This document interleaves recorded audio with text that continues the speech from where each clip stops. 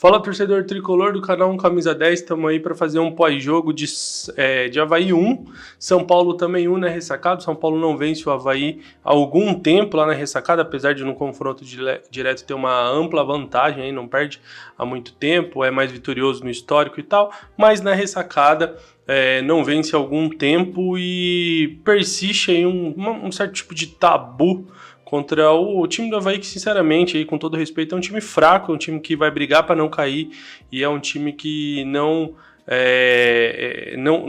é tecnicamente ali, nem de meio de tabela do Campeonato Brasileiro, mas que hoje foi amplamente superior ao São Paulo no segundo tempo e merecia ter saído com a vitória. A gente vai falar um pouco desse jogo que, na minha visão, cai completamente na conta do senhor Rogério Ceni, do senhor Reinaldo, do senhor Caleri. Ambos foram responsáveis diretos para o São Paulo empatar esse jogo que a gente dava como ganho já no começo do segundo tempo. O São Paulo tem o seu segundo pênalti ali, a possibilidade de abrir um 2-0 que daria uma confiança maior e simplesmente jogou isso pro alto, né? Pro espaço, porque o time de São Paulo é assim. É um time desinteressado, descompromissado, é um time frouxo, é um time apático, é um time que não demonstra estar na sintonia, no giro para vencer o Campeonato Brasileiro.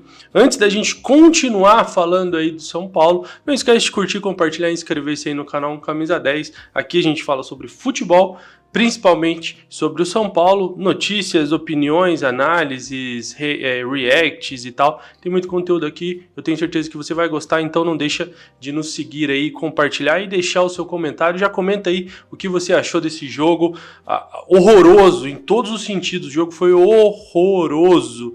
Teve até um lance que eu achei muito simbólico, que ficou assim uns 40 segundos, um bumba meu boi, né? Chuta pra lá, chuta pra cá. E até brincaram ali nas redes sociais, não deixa o Mbappé ver isso, senão a crítica ao futebol sul-americano vai ser ainda maior. Porque de fato foi horroroso, foi patético, foi deprimente. O São Paulo, que na 9ª rodada ainda não venceu fora de casa, vale lembrar isso. Ele veio a campo, né, para esse jogo contra o Avaí com Jandrei, Igor Vinícius, Diego Costa, Reinaldo, Caleri, Luciano, né, que vive aí tentando cavar a sua vaguinha no time titular, mas não corresponde quando o São Paulo realmente precisa. Eu vou, nas considerações aí, eu vou falar um pouco sobre o Luciano. O Alisson, que pelo amor de Deus, foi bizonha, acho que foi a pior partida que eu vi esse cara jogar. Desde quando eu vi que ele jogava bola lá, Grêmio, Cruzeiro e tal. O Gabriel Neves, o Léo, o Miranda e o Nestor. E aí vale a gente falar que as críticas ao Miranda, por estar numa rotação mais baixa, por estar com uma certa idade e tal, elas são justas em vários pontos, vários momentos, mas hoje ele foi o melhor da partida. Ele foi muito melhor até que o Caleri, né, que é um cara que, apesar de ter perdido o pênalti, tem muito crédito com a gente. E o São Paulo, como eu disse, ele desperdiçou aí muitos pontos. Esses pontos eles vão fazer falta lá na frente. Então, o Fortaleza não tinha pontuado ainda, veio a pontuar contra o São Paulo. Ceará poderia ter ganho o jogo, hoje poderia ter ganho o jogo. Próximo jogo do São Paulo é contra o Curitiba. Assim, você pode esperar tudo desse time. É um time que o Rogério ele adora se escorar em desculpas, e aqui eu não estou colocando em xeque o tamanho do Rogério, a grandeza do Rogério. O Rogério ele é, para mim, o maior ídolo do São Paulo, pelo menos que eu vi jogar, o maior, mas ele ainda não é um técnico formado. Para mim ele não é um bom técnico, pode vir a se tornar, mas ele não é um bom técnico agora, e a mostra que o São Paulo está no fundo do poço mesmo é a gente colocar toda a confiança de uma transformação aí no Rogério. O Rogério erra nas convicções, o Rogério erra no ego dele. O Rogério tem um ego do tamanho do universo, ele não assim, nada explica as mudanças que ele fez no jogo contra o Corinthians, nada explica as mudanças que ele anda fazendo no intervalo aí, e nada explica hoje ele não ter feito mudanças no intervalo. O jogo do Alisson foi bizonho, o Alisson errou tudo que tentou, ele andou em campo e assim, ele não foi substituído, ele jogou os 90 minutos, mais de 90 minutos com os acréscimos aí. O Rogério não substituiu. Mas contra o Corinthians ele quis fazer 3 mudanças no intervalo. No jogo seguinte, que eu até esqueci, o São Paulo vinha bem também, estava vencendo, ele faz mudanças no intervalo. Então é sempre ele acha que ele tem um tamanho que ele não tem, ele é preso às convicções dele, que são convicções fracas, e ele, para mim, é extremamente... ele vai perder muito por isso, por não abrir mão de algumas convicções, ser humilde às vezes para dar um passo atrás e reconhecer que, infelizmente, as coisas não são como ele imagina. São Paulo ele foi para a ressacada, como eu já ressaltei aqui, um incômodo tabu, digamos assim, lá, né? Faz um tempo que os confrontos entre São Paulo e Ceará, Avaí e São Paulo, desculpa, eles sempre acabam em empate. E o primeiro tempo do São Paulo ele foi até ok. O primeiro tempo começou muito bem, São Paulo pressionando, chutando a gol, o Luciano quase fez um golaço, criando algumas chances ali. Mas o problema principal do São Paulo ele consiste. O Rogério ele quer espelhar esse jogo do Manchester City, não ter esse meio de criação, então troca de passes muito rápido, apesar de não ser um time extremamente veloz, movimentação, troca de passes e uma certa ação ali de forma a envolver o adversário e tal. Mas o que parece é que eles não treinam isso, o que parece é que eles não fazem, eles não executam isso. São Paulo teve a semana toda cheia para treinar, descansar, não tem mais a desculpa de que vinha de uma rotina exaustiva de jogos, teve a semana cheia para treinar e não apresentou absolutamente nada. Um time estéril, um time apático, primeiro tempo criou um pouco ali, mas assim, até os 15 minutos, no meio do primeiro tempo, o Avaí já equilibrou. No final do primeiro tempo, o pênalti que o Reinaldo bateu assim absurdamente bem, para mim é o melhor batedor do Brasil, foi meio que um presente aí para o São Paulo. E aí na continuação dos presentes, o segundo tempo começa com o São Paulo também tendo um pênalti, que para mim não foi, para mim o Daronco errou em dar aquele pênalti, o VAR errou em chamar, porque o Daronco nem tinha dado, e ali na câmera lenta, com toda aquela pressão, dificilmente o cara vai pro VAR e não dá, e o Daronco dá o pênalti, e aí acontece uma coisa que para mim, o São Paulo é um dos únicos times que ele não tem um comando definido, né? Então o São Paulo é uma várzea, todo mundo manda lá, principalmente esses jogadores que estão há mais tempo ali. O Reinaldo, numa conferência com o Luciano Calleri, ele permite que o Calleri bata o pênalti. O Calleri tem muito crédito com a gente, o Calleri salvou a gente em diversos pontos. Para mim, é um dos melhores jogadores do São Paulo, se não o melhor, mas ele bate o pênalti muito mal e ele joga no lixo a chance do São Paulo de matar o jogo ali, porque o 2-0 ia obrigar o Avaí a vir completamente despreparado para cima no começo do segundo tempo, e aí de repente até nos ânimos e tal, no emocional dos jogadores ia abalar. E o Calleri perde esse pênalti, o Rogério, ao que parece, né, porque o Daronco vai ao VAR, tem ali toda uma conferência, então um tempo para eles conversarem, o Rogério não autoriza o Calleri a bater. O batedor oficial do São Paulo é o Reinaldo, para mim é o melhor batedor de pênalti do Brasil. Ele já tinha batido um pênalti muito bem e feito gol, ele deveria bater o segundo. Ele deveria bater esse segundo pênalti, converter e o São Paulo conquistar os 3 pontos fora de casa, porque ainda não venceu fora de casa. O São Paulo assumiria, mesmo que de maneira provisória, a liderança do campeonato. Agora corre o risco de não ficar nem na Libertadores, salvo engano ali, né? Então, assim, é uma previsão que eu não queria fazer, mas ao meu ver, esse time de São Paulo vai brigar para não cair mais uma vez nesse Campeonato Brasileiro, porque não pontua fora de casa, não vence fora de casa. No Morumbi tem um bom aproveitamento, mas não vence fora de casa. Para um time que tem aspirações, mesmo que seja ali pegar a zona de classificação para a Libertadores, é de suma importância você pontuar fora de casa. E o São Paulo não faz isso. É um time extremamente apático no segundo tempo, é um time extremamente permissivo, é um time descompromissado, é um time bagunçado, é um time que não tem claro o foco e o objetivo que quer alcançar. E esses resultados, eles traduzem o que o São Paulo foi nos últimos anos. De novo, para mim o Rogério Ceni não é nenhum salvador da pátria, nem um bom técnico ele é. O São Paulo não tem jogadas ensaiadas, variação de esquema, toda chance de falta, cobrança de falta, você não vê que os caras não treinam, ninguém sabe bater falta ali naquele time. Teve uma hora que o Reinaldo ele teve uma consecutiva chances ali de cruzar a bola no escanteio, todas, assim, cruzamentos bizarros na primeira trave. Teve um lance que foi, assim, ridículo. Eles até brincaram na internet. Não deixa o Mbappé ver isso, que a bola ficou 40, 50 segundos. Só bomba meu boi, só cabeçada e chute pro alto e tal. Então o futebol do São Paulo, para mim, é horroroso. Para mim, no primeiro tempo, o Rogério tinha que já sacar o Alisson, que foi, assim, um jogo chegou a ser assustador o jogo que o Alisson fez. Ele não acertou absolutamente nada, ele não marcou, ele tinha hora que você via ele andar em campo. E colocar o André Anderson, que desses do elenco que a gente tem disponível, porque o Nicão, né? A gente precisa fazer um vídeo só para falar do Nicão, né? Eterna promessa, ele não joga de janeiro, fevereiro e março, mas tem parece que 40% dos jogos aí, o camisa 10 do São Paulo.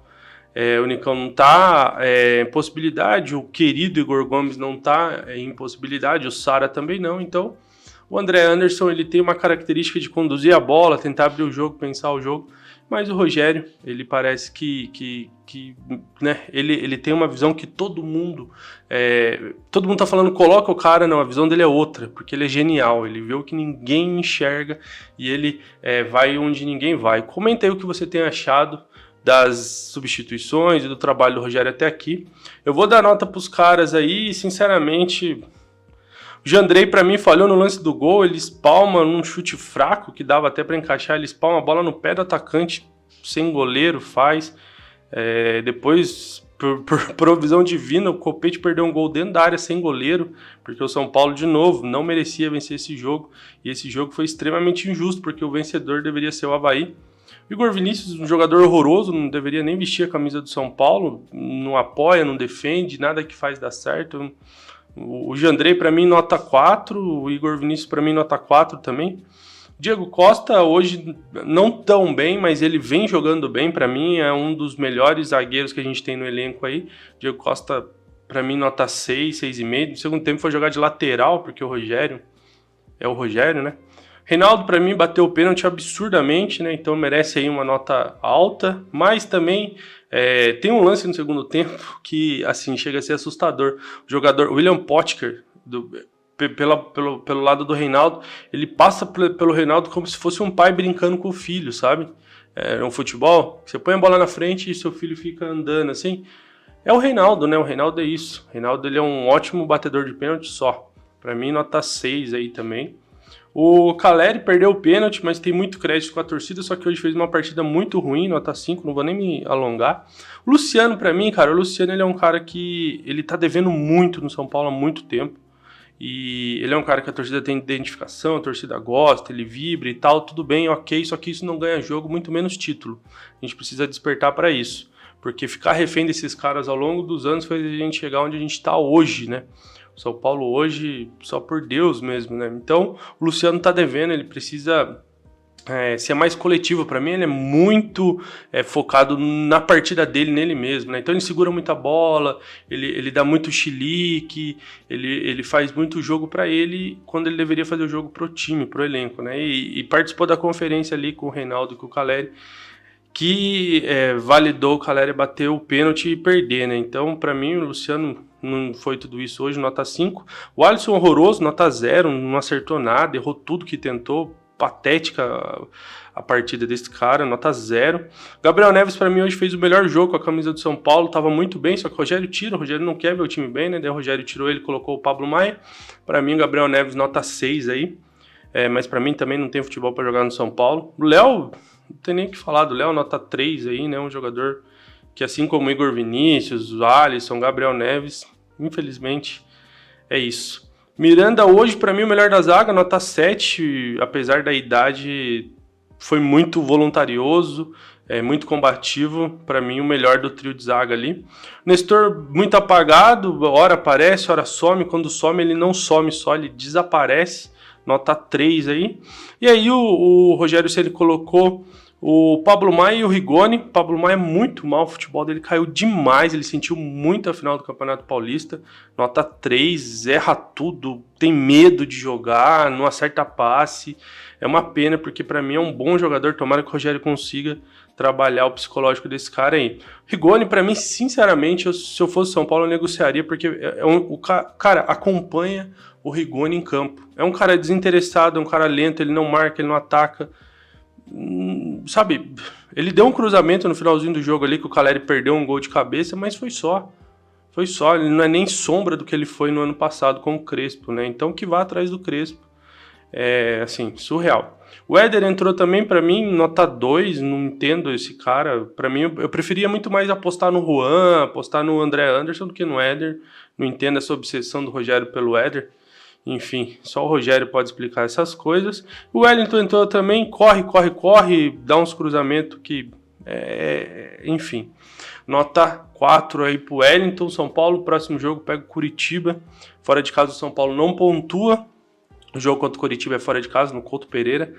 E é isso. Para mim, o São Paulo corre muitos riscos aí, né? Quando algumas peças hoje, por exemplo, não jogou Igor Gomes, Rafinha, o Sara machucado, o Nicão machucado, Andreas Colorado machucado.